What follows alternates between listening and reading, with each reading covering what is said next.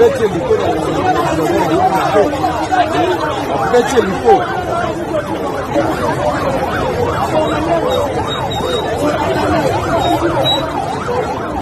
ozoya okitaika na imoni. Yo bimela polele bu. Yo kitap kote na mboka kwa pembe na kwa collectivité na territoire. Oui. Alors. 45 km na battre ni.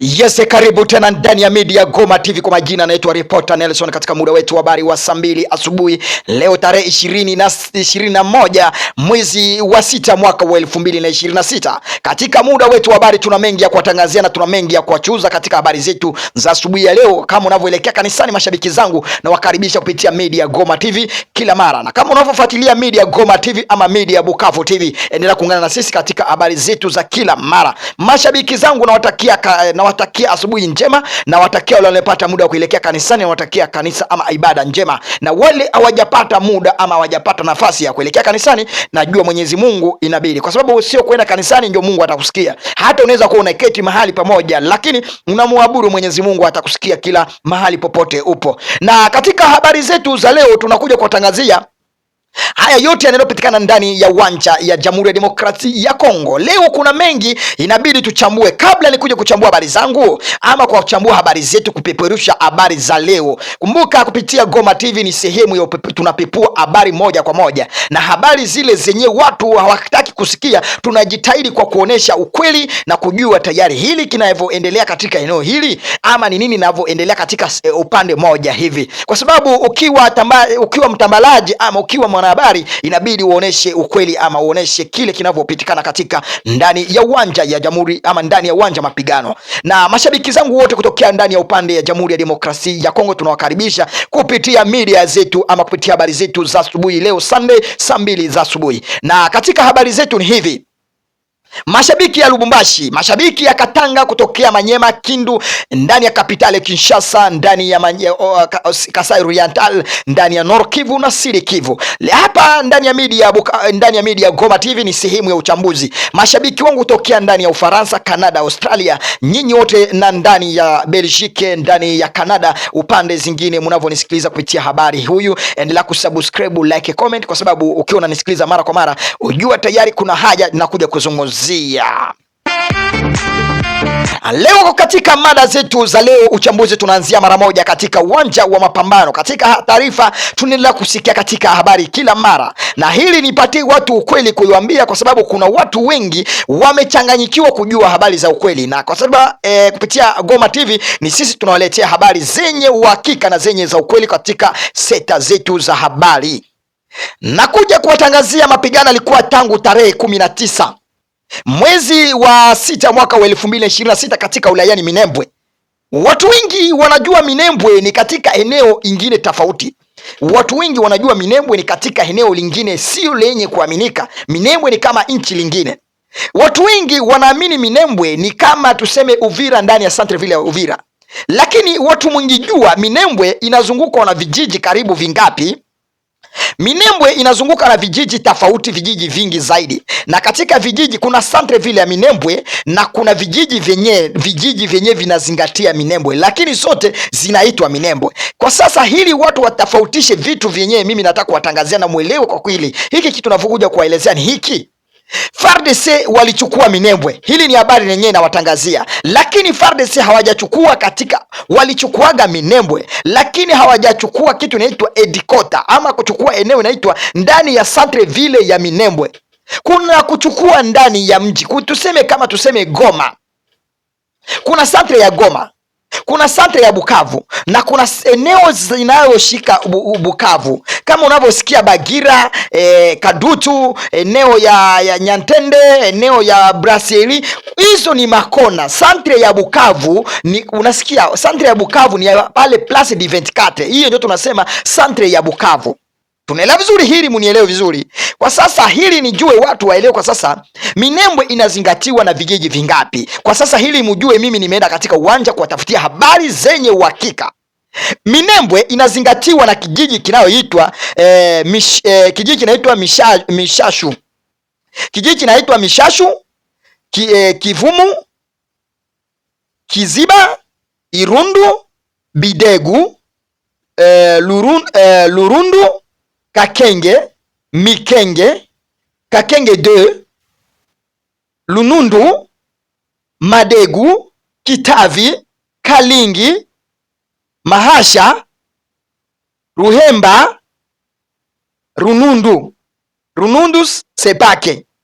Hizi ndio vijiji vinadhibitisha Minembwe mzima, na katika vijiji hivi vinavyodhibitisha Minembwe mzima kwa sasa, hizi ni eneo mara moja wanajeshi wa FARDC walikuwa wamezingatia vijiji vile. Vijiji vyenye FARDC walikuwa wamezibatisha, ndio nataka niwasomee na mujue kwa sasa taarifa lenye niko nawapatia mara moja zinatokea katika wilayani Minembwe, kwa sababu hili ndio habari zenye watu wengi wanachanganyikiwa na kuelewa kwa nini tunasikia FARDC imechukua Minembwe. Kwa dakika moja tunasikia FARDC hawako Minembwe.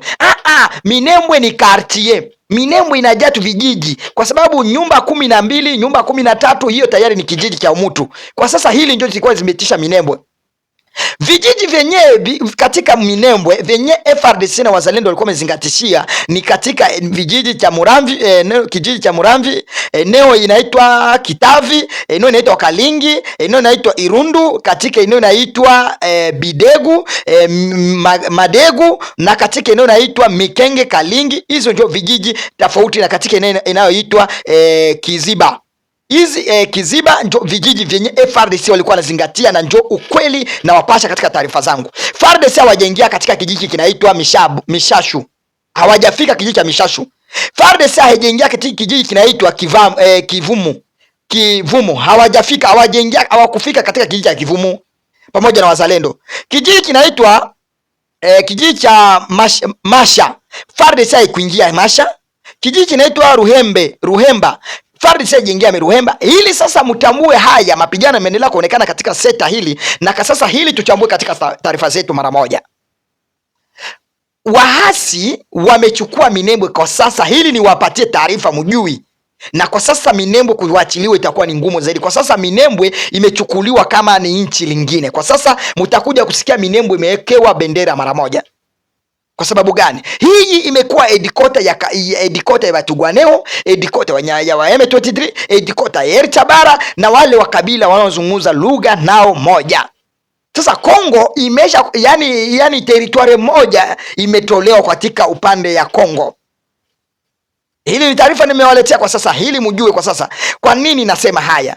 Muliona gisi tangu juzi Ranfort litoka Goma, Ranfort ikatoka Bukavu, ikapanda Kaziba, mara moja Minembwe. Na mnajua hizi eneo zote zimezingitiwa na jeshi la FARDC.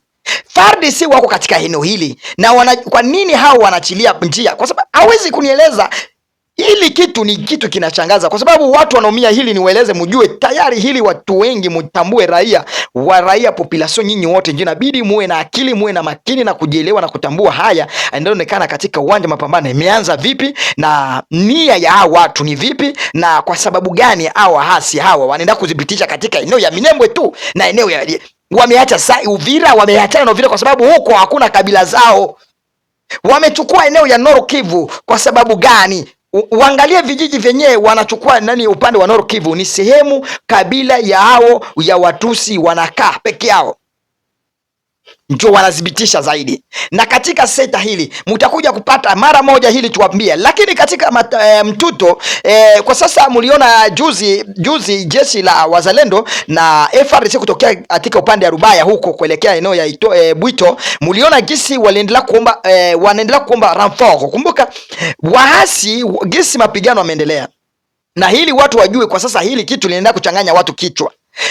FARDC inashambulia fasi fulani, wazalendo wanashambulia, kwa sababu uliona gisi mashambulizi alianzia Uvira. Watu ya Nord Kivu wakatulia kidogo. Juzi mgisi mapambano yanaendelea Uvira, waasi nao wakavamia ili wakate nguvu jeshi la FARDC. Renfort zenyewe zingiingia upande wa Nord Kivu zisifanye nini? Zisiingie. Unaelewa vizuri? Zile zilikuwa naingia Uvira zifanye nini? Zibaki tu Uvira. Unaelewa vizuri? Kwa sababu gani? FARDC wakaanza kuichanganya, kwa sababu etikota ya FARDC ama gouvernement ianze kuchanganyikiwa akili. Wazalendo nao wakafanya nini? Hili mujue, hili ni game linaendelea kucheza. Wazalendo nao wakavamia. Wahasi nao ile nguvu, kwa sababu wanajeshi wa M23 walikuwa wanapatiana support. Minembwe ilikuwa inatoka Bukavu, Goma inaenda kupatiana ranforo mara moja huko Minembwe. Kwa sasa wazalendo nao wakashambulia jana na leo huko Nord Kivu. Kwa kushambulia nao wanakata nguvu. Wahasi wa M23 walikuwa wanapeana ngapi? Ranforo katika upande. Yani sasa hizi ni teknike de combat. Sasa hili sasa wote wanaanza kuchanganyana na akili. Lakini wahasi jana tarehe 20 walipata sapoti ya wanajeshi wengi sana kuingia Rubaya. Kwa nini wanajeshi kwa wingi wameingia Rubaya? Kwa sababu ya kudhibitisha eneo ya Rubaya isichukuliwe na jeshi la wazalendo, kwa sababu taarifa lenye liko wanajua tayari wazalendo mpangoni kuingia Rubaya. Lakini FARDC nao inaangalia vizuri, kama tayari nyinyi mnakuja kupeana ranforo, ngoja na sisi tuwachanganye akili. Kwa sasa hili nguvu nilikuwa kipeana Minembwe ishimame. Lakini kwa sasa ranforo imekuja kwa wingi. Minembwe imepata ranforo mingi zaidi ya wanajeshi wa M23 na wale wa vinani wa Faransa wale. Ukiangalia katika vita hili gisi linavyoendelea ni mambo imechanganywa. Lakini watu wanaoumia katika upande hii, watu wanaoumia zaidi ni raia population kuliko wanajeshi. Watu wanaoumia zaidi ni raia wakahaji katika eneo hizo. Watoto hawasomi, watoto wanaishi maisha mbaya, wazee yani mateso. Lakini hili ndio habari, taarifa nimewaletea kupitia Goma TV, na muelewe hili watu waanze kutambua moja nini ninavyoendelea katika uwanja wa mapambano. Inabidi wakongomani tuelewe na tutambue akili, kwa sababu sisi wenyewe hatujitambui. Wakongomani tunakubali kudanganywa. Wakongomani tunakubali uongo kuliko ukweli.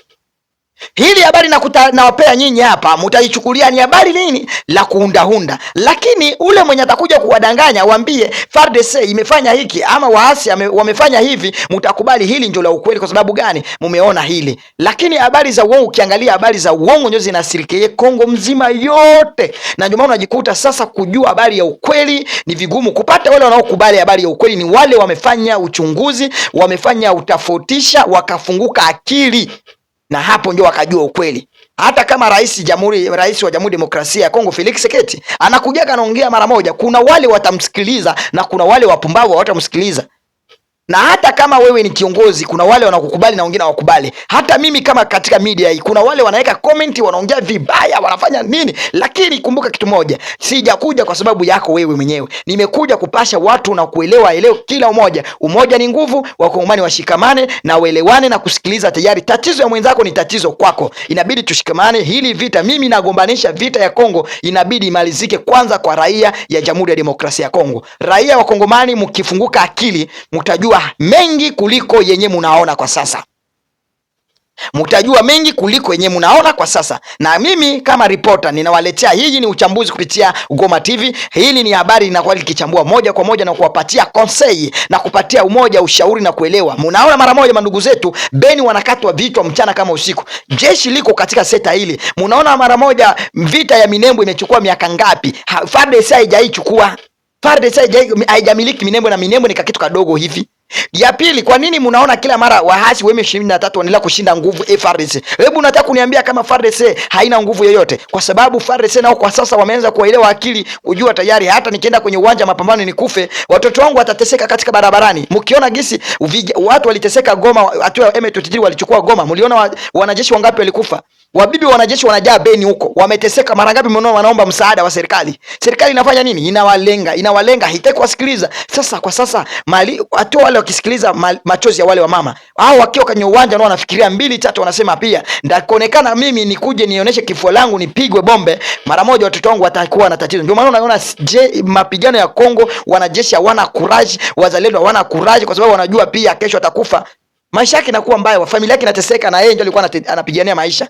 Lakini unajua kama jeshi la sehemu zingine, mara moja mtu akikufa familia yake inaishi bora, serikali inakuwa inamlipa mpaka siku mpaka. Lakini kwa sasa Kongo, mwanajeshi akikufa bibi anateseka hapo Kongo. Mnajua nyinyi ile vitu, mnajielewa, sio kusema mimi naunda. Hili ni habari mnajua tangu kitambo.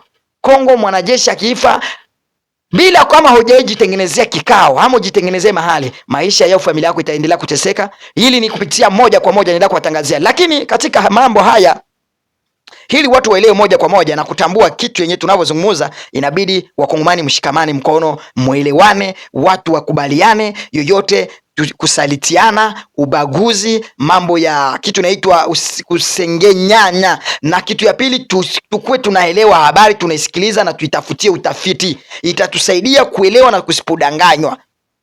Kama unavyonisikiza kupitia media Goma TV ama Bukavu TV, subscribe, like, comment, tuje kupatana kwa habari zetu za saa 8 ndani ya media Goma TV. Habari ya Bukavu mnaelewa kila mara ni muda wa saa 5 na dakika 20. Bye bye, Mungu awe pamoja na nyinyi. Bon dimanche, na watakia weekend njema. Bye bye.